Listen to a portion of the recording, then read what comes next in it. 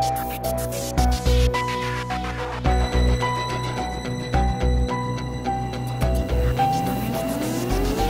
folks, this is Mark with CEY04003W. Now this is part of Orient's World Time collection, and this is one of two models or two series that you can go for the World Time for.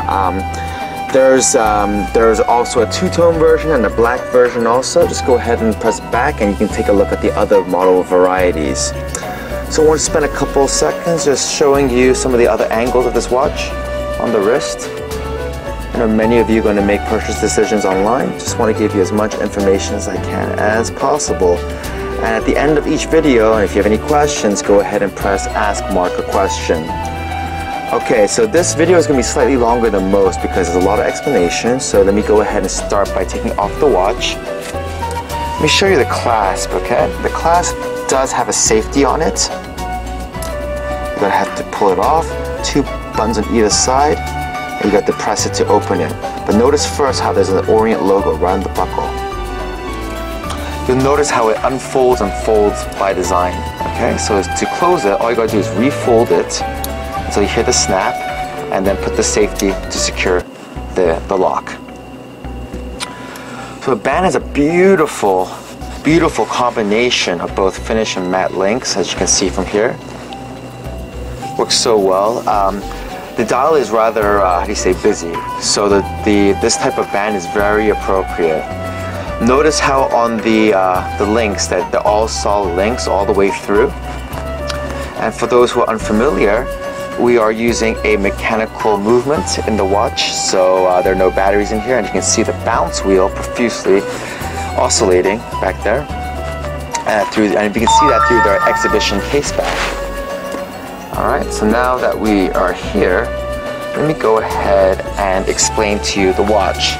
Now notice that there's three subdials on the watch itself. The first one being on the top location right over here, that's power reserve. Now power reserve is something that is useful if you know much about mechanical watches. For those who are unfamiliar, Orient is very well known for the mechanical movements. Now mechanical means, like I showed you before, there are no batteries in here, and it is powered by a spring. Now that power reserve over there, like a gas gauge, lets you know how much more power you have left in the spring in units of hours. So you can see in our example, it's approximately 18, so I know for around 18 hours, I don't have to wear the watch and I can trust the time. So that is that's the power reserve indicator right over there.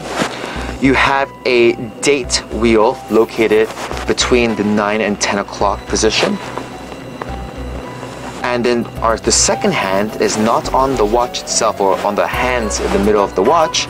It is located in the subdial between the 6 and 7 o'clock index. Alright, so now that we've talked about the dial, now let's talk about the world time, which is going to take some explanation.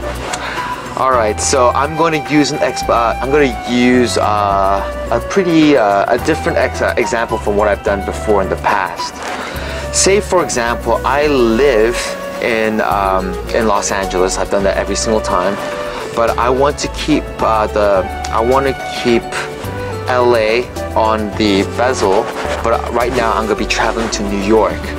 So this is what I do. Alright, so to first work the watch, I have to unscrew the crown. Okay, like this. Once I've unscrewed the crown, now I can adjust the date, I can adjust the time itself, as well as the inner bezel with the 24-hour ring on it. Now, just so you know, this 24-hour ring over here, it's supposed to represent every single time zone. The cities over here, it's a city representing that time zone. So if you're in San Francisco, you have to line up with Los Angeles, for example. So let's go ahead and set the time up first. So let's use the example that in New York, it's at 3 o'clock. Okay. So what I'm going to do, I'm going to go to the first step on the crown, and if I go the reverse way from adjusting the dates, you'll notice that the inner bezel rotates. And let me just find out if this is AM or PM by looking at, okay, now we're in PM, so 3 p.m. So in New York right now, it's 3 p.m. Let's go ahead and align New York with that. So once you do this once, guys, it's set until you go to another time, another destination. So New York is going to be 15. Okay, now you notice that New York's going to match the 15. Now that and now notice as time progresses forward, watch the inner bezel with all the with a 24-hour ring. You notice how time progresses forward. It keeps the world time. It keeps the time. So at 9 in New York should be 21, and it shows 21 right there on the world time. In Los Angeles, it should be 6, which it shows you right there at 6. Let me line this up again. So basically, once you set the way you want to see the world time and how it's set, the time will, as time progresses forward, then the time will stay along with the set city name that you placed before. Now I know this explanation is kind of tough.